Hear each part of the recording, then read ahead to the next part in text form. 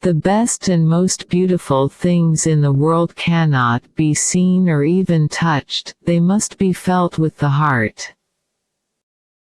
I rejoice to live in such a splendidly disturbing time. When one reads hurriedly and nervously, having in mind written tests and examinations, one's brain becomes encumbered with a lot of bric-a-brac for which there seems to be little use.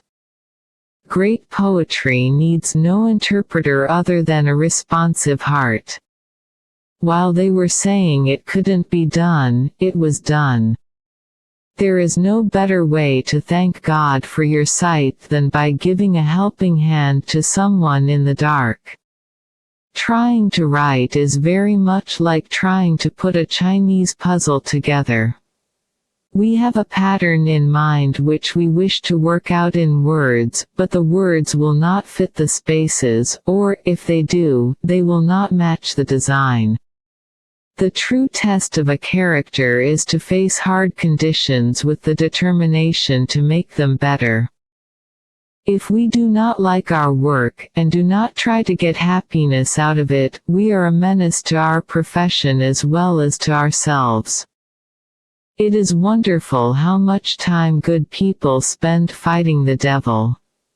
If they would only expend the same amount of energy loving their fellow men, the devil would die in his own tracks of ennui.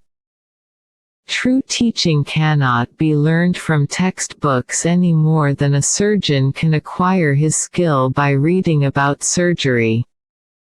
A person who is severely impaired never knows his hidden sources of strength until he is treated like a normal human being and encouraged to shape his own life. I take happiness very seriously. It is a creed, a philosophy and an objective. I believe humility is a virtue, but I prefer not to use it unless it is absolutely necessary. Education should train the child to use his brains, to make for himself a place in the world and maintain his rights even when it seems that society would shove him into the scrap heap. Long before I learned to do a sum in arithmetic or describe the shape of the earth, Miss Sullivan had taught me to find beauty in the fragrant woods, in every blade of grass, and in the curves and dimples of my baby sister's hand. We are never really happy until we try to brighten the lives of others. Until the great mass of the people shall be filled with the sense of responsibility for each other's welfare, social justice can never be attained. The world is not moved only by the mighty shoves of the heroes, but also by the aggregate of the tiny pushes of each honest worker. As selfishness and complaint pervert and cloud the mind, so sex with its joy clears and sharpens the vision.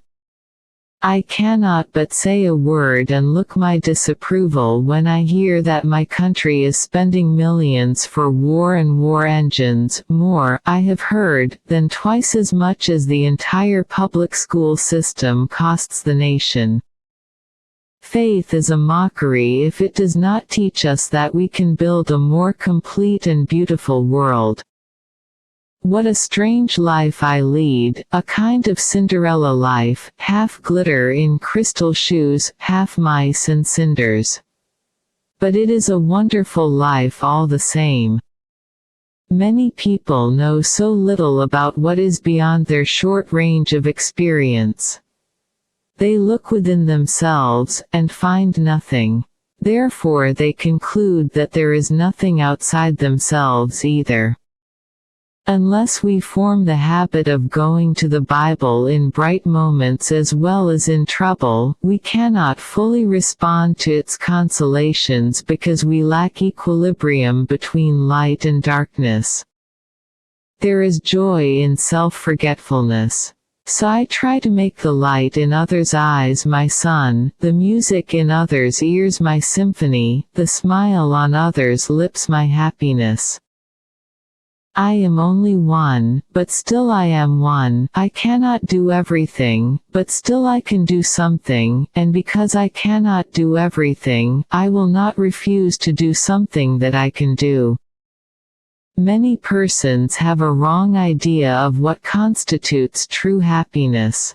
It is not attained through self-gratification but through fidelity to a worthy purpose.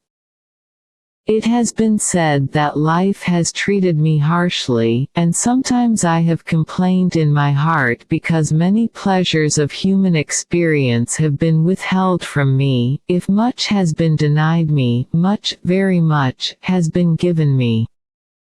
I believe that God is in me as the sun is in the color and fragrance of a flower, the light in my darkness, the voice in my silence. People don't like to think. If one thinks, one must reach conclusions. Conclusions are not always pleasant. To keep on trying in spite of disappointment and failure is the only way to keep young and brave. Failures become victories if they make us wise-hearted. More than at any other time, when I hold a beloved book in my hand, my limitations fall from me, my spirit is free. Every child has a right to be well born, well nurtured and well taught, and only the freedom of woman can guarantee him this right. What do I consider a teacher should be? One who breathes life into knowledge so that it takes new form in progress and civilization.